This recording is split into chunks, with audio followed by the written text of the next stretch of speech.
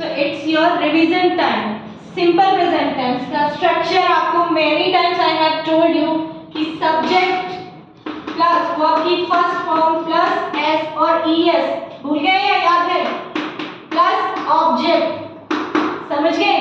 ये है simple present का स्ट्रक्चर। और वर्ब के साथ एस और ईएस किस में लगेंगे? सिर्फ और सिर्फ जबकि आपका सब्जेक्ट जो है वो सिंगुलर है, ठीक है? अब यहाँ देखिए आई डैश अ स्टोरी, तो आई राइट की आपको फॉर्म फिल करनी है। आई आपको पता है प्लूरल के जैसे बिहेव करता है, तो क्या लिखोगे इसके साथ?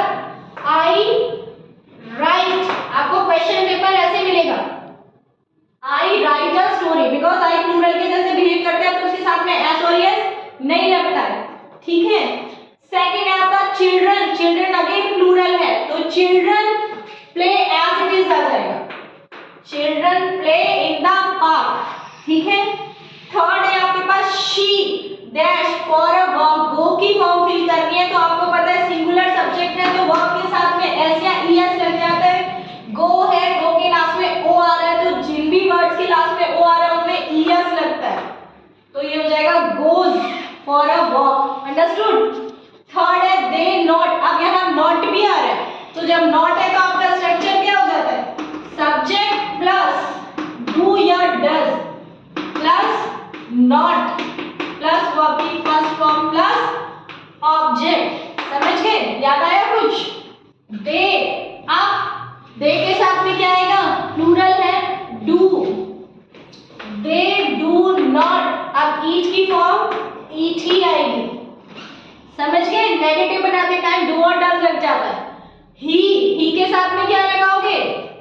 डज, सिंगुलर के साथ में डज बताया था, ही डज नॉट अब लिव इन हिज हाउस, ठीक है? डैश, अब यहाँ क्वेश्चन बनाना है आपको डू से, डू या, ठीक है? जब भी आपको क्वेश्चन बनाना है तो क्या हो जाता है? इंटरोगेटिव का स्ट्रक्चर क्या है फिर? डू या does plus subject plus verb की फर्स्ट फॉर्म प्लस ऑब्जेक्ट।